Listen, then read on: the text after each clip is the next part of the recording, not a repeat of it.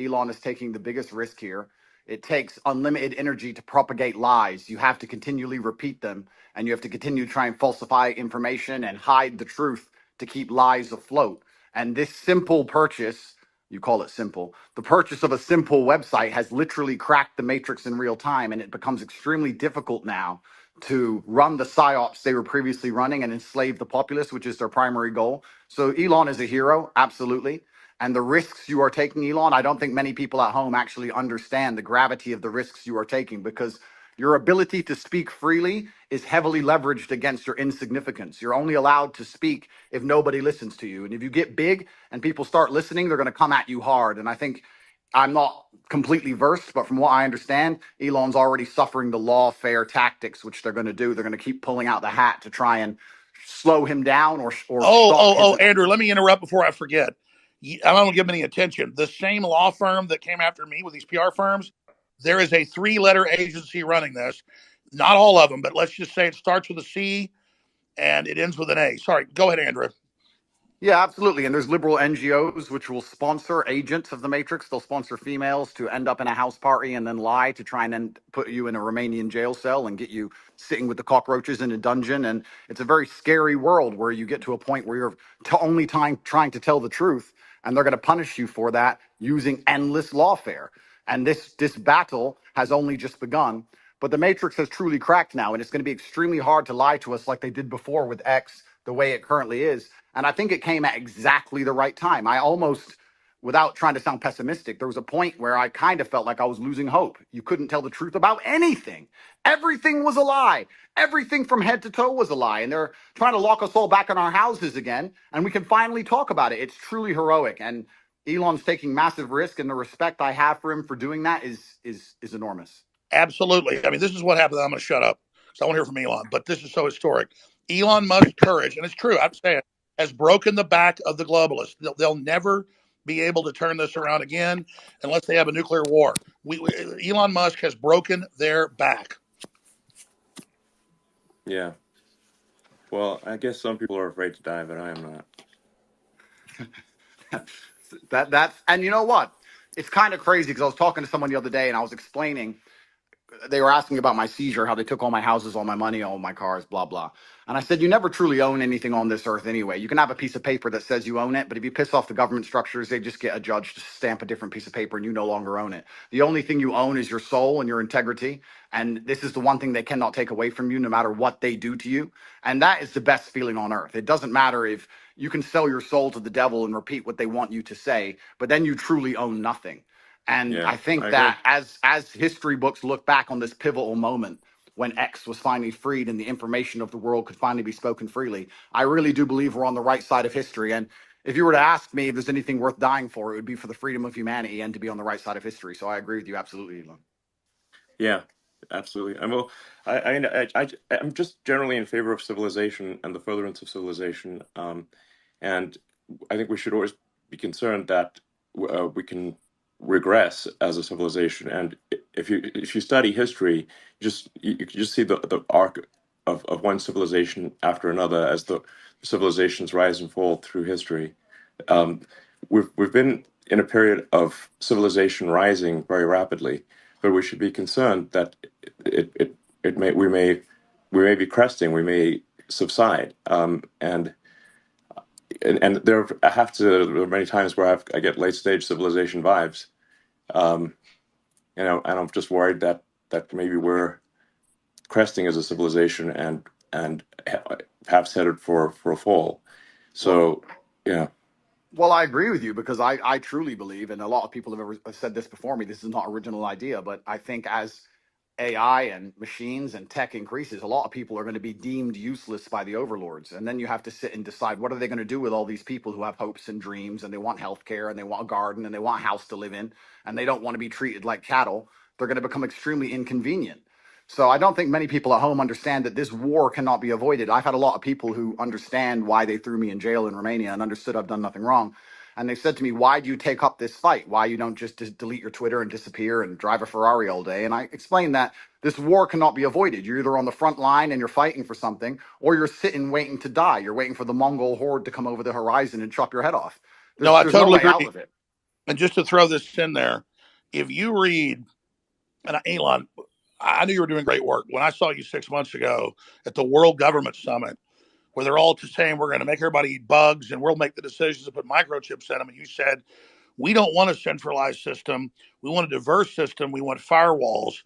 And I don't agree with this Tower of Babel you're building. They know that we go through cycles, and they want to artificially create a great reset collapse, in their own words, to make everybody else poor, consolidate power, and they'll have a smaller type 2 civilization for themselves. And I think you're trying to build a type 2 civilization, or even a type 1 civilization, I should say, for all of us. And Right. you said we need to have a debate about going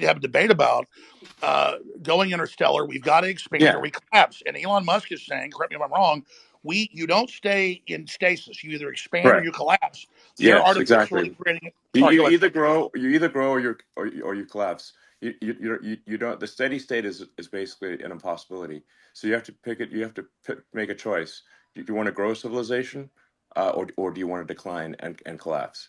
And because steady state is not stable. So, and I say we grow, and I say we expand, and we have more humans, and we become a multi-planet species and a space-faring civilization, and ultimately be out there among the stars. And I think that is the exciting, inspiring thing for the future. Not a declining human civilization that dwindles to nothingness, and where humanity dies with a whimper. And that's the bottom line. I think it is the battle of people who believe in humans and humanity and want it to expand against people who are so selfishly going through the earth and so selfishly orientated that they don't care about expanding civilization. They just want to control the humans that are currently here. And Elon is saying we need to be an expansionary human explosion of competition and freedom, not some new dark age with a tiny breakaway civilization that's only working for itself. Sorry, I'm ranting. No, but you're completely right. Because if Elon doesn't push these boundaries, they will push these boundaries. And once they have the sole control and the monopoly over such technologies, it's over for all of us. And I don't think most people understand. It simply is the humanistic view against the death cult view. And there's people in the world who have Yes, they have no interest in growing humanity, no interest in advancing the species as a whole. Their interest is in power and true. control. And all they want to do is have absolute power over the people that currently exist and their children. And you can talk about all the perverse reasons they want to do those exact things. But it's truly scary. And all the people at home who don't really understand the gravity of this fight, they seem to think it's right wing, left wing, ha ha ha. Yes, It's a big exactly. joke. That they're thinking about it the wrong way. It's sorry, I just got a little X here. But you're totally exactly. This right left is it's the wrong way to think about it. It's the sort of the extinctionists versus the pro humans. And once you see that it's extinctionists versus the pro humans, then it becomes very clear. What I'm saying is that actually, I think we should expand humanity. Like basically, we should have basically more kids. Population should increase, uh, and and we should become a multi-planet species, and make life multiplanetary. Build a self-sustaining civilization on Mars, and then ultimately, this will be long after I'm dead, probably, but well, almost certainly, we can go to other star systems and go out there, and I don't know, maybe we'll find some long dead alien civilizations. Um, and I don't think we want to be one of those lame one planet civilizations that never got beyond, its home planet. Um, I mean, we gotta, what are the aliens going to think of that? It's like we got to make a good showing.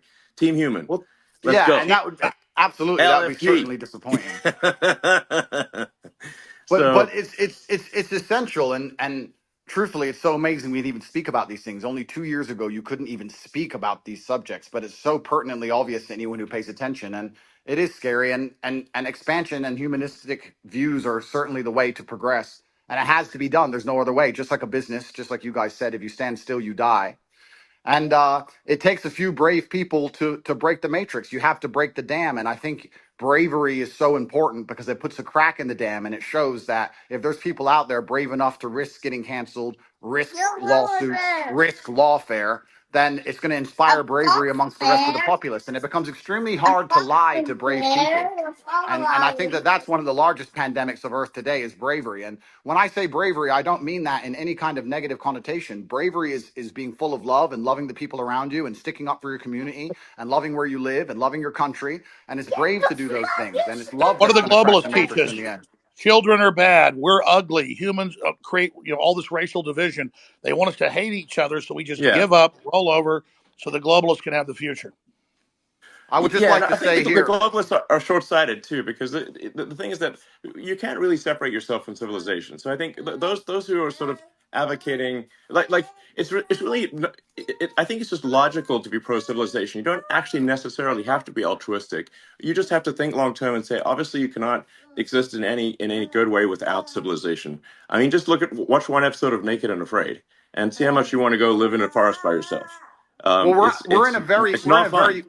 we're in a super pivotal moment now. And the reason we're in a pivotal moment is because the machines cannot do the policing as of yet. My brother and I often True. talk about how bad COVID would have been if they had Terminator machines. You didn't have your mask on. You couldn't even appeal to the empathy of the person who knew how insane it all was. As soon as the Yeah. machines control the policing, it's absolutely over. And we're not that far away. So we're in a very pivotal period now where the bravery that's required to resist the globalist oppression has to happen now. Soon the I technology absolutely, will exist and I it's absolutely over for agree. everybody.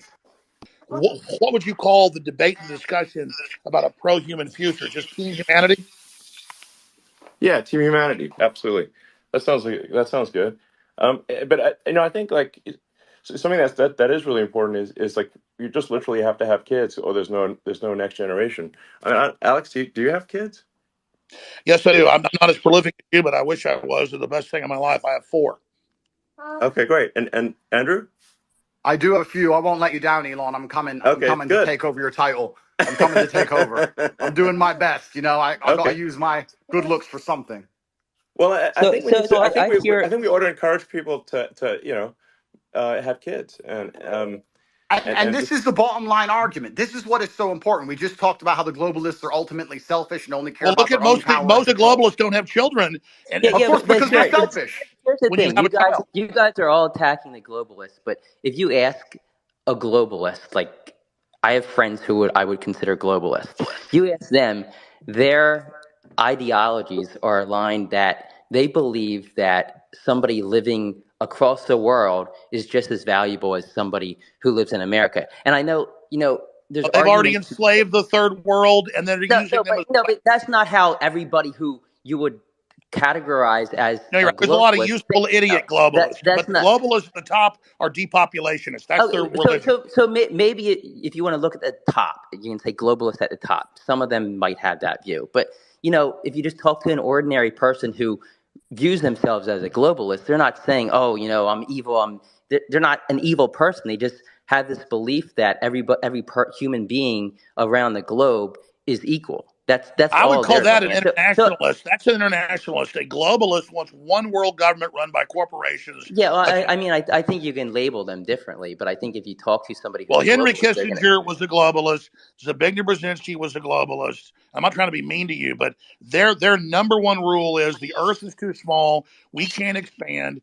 We've got to bean count and put everybody on rations. We've got to social engineer and end the normal human program because humans are failed. And they want to turn us into factory farm humans. Those Well, that are allowed to survive. Yeah, I think well, they're. I'll let me. answer the well, question. I'll answer the question sorry quickly. guys. If we can just say like some of these titles are a little confusing. If you say someone's an internationalist or a globalist, I think where what can achieve some disambiguation here is to say like does someone have as an axiomatic belief that there are too many people on the earth, or do they not? Do they believe that the Earth can sustain the current population, or do they think it cannot? Now, the reality is, Earth can actually handle a human population probably 10 times larger than the current Yes. population. Earth is actually very sparsely populated by humans. We only see density because if we're a dense urban environment like New York or Boston, London or something like that. But if like here would be like a good test. If you took a plane from LA to New York and you try to drop a bowling ball and hit somebody, your chances of success are basically zero. You'd have to drop 10,000 bowling balls, maybe. Yes, you just and I'll tell you sort of something that may scare people a little bit, is that there are thousands of objects falling onto Earth from space all the time. But how often do you hear about someone actually getting hit by falling Right. by meteorites? It's I think Absolutely. very there's one known case of a woman in her house getting hit by one. Elon, yes. I want to just respond to Ed actually for a second because again, when it comes, I think it's good to get a good counter view here. I think that there's two different things going on, Ed. And I know what you're trying to say, but there's a separate point about your obligations, right? So you can, and I believe everything has been said about the importance of expansionism for humanity being pro civilization and expansion pro human race to win.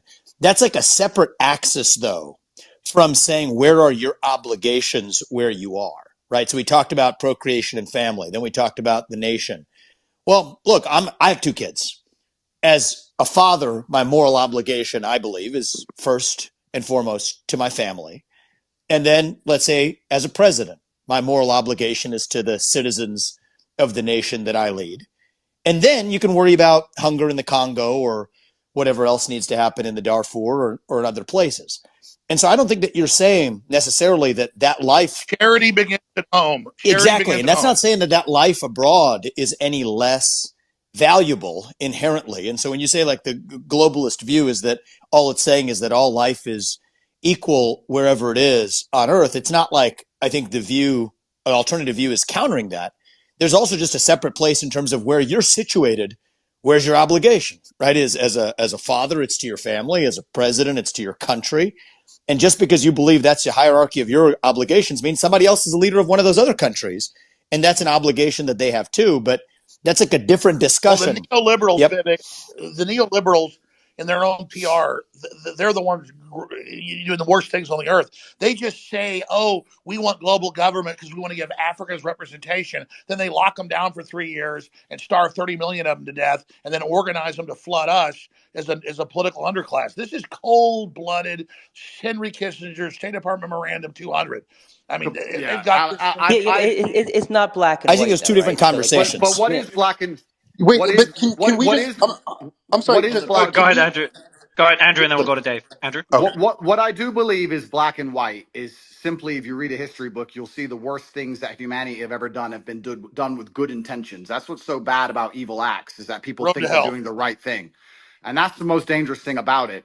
And this idea that they look at all human life as sacred and all the same, I actually disagree. I think the reason they will prioritize people in a third world country, for example, you'll say it's because they see us as equal. I think it's because they see us now as spoilt and annoying. They don't like that we need pensions and living space and healthcare. They simply want slaves and a robot class, and they'll do anything it takes to get it, and they'll get it from anywhere they can. And when someone comes along and says, "Well, my intentions are good," I'm not interested in that, because you can name any Holocaust or any atrocity in history. The people didn't think they were the bad guys. They often thought they were the good guys. And I guess the easy way to look at life is you want to be having as many children as possible. You want to pray other people do the same, and you want those people to enjoy freedom. And anyone who's coming along restricting speech, restricting access to certain things, restricting movement, restricting, all they're doing is trying to restrict so they can control. And nobody in a history book ever who did that either was the good guy. I think it's very clear to see who's on the right side of history and who isn't.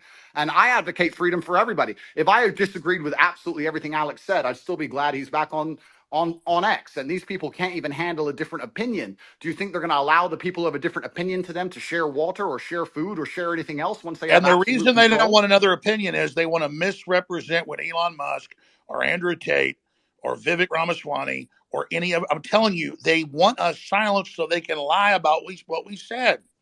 Yeah. I have a I quick, agree with you. I have Like a, I I have We'll a go. think. Hold quick, on. We'll I, go, Jackson. I'm going to go to you right after Yeah, Dave. all But right. go ahead, I Ed. mean, I'm just saying, I agree that with you there. I think that a lot of the media and a lot of these platforms do want to silence voices because they want their voice to be heard louder. So yeah, I definitely hear you there. I definitely don't. I definitely, as when it comes to globalists, I think, it's not black and white. You're not either a globalist or you're not. I think people fall in between, and there's different reasons for why people might feel one way about one, you could say globalist idea and another. So I mean, I don't like painting people like, with a black and white pen, because I feel that everybody falls somewhere in the middle. Can All I I just know say is this. what? There are people that want a corporate world government whose aim is depopulation and not giving the general public access to technology by lying about resources and literally saying carbon dioxide that plants breathe is evil, and then telling us the world's going to end in 2030 and the ice caps are all going to melt, and none of that's true. So our children basically give up on the future and decide not to have children. That's all I'm saying. And Elon Musk is promoting an optimistic, pro-human future that the science and evidence shows is real and that we need. Gentlemen, I have to Scott. go. I just want to be sort of yeah, exactly. I want to be clear about See my you, Tate. position. I'm super pro human, and I mean all humans. Humans in America, humans in Somebody's got Africa, their thing open Asia, peeing. and Somebody's everywhere got else. their phone open in the bathroom.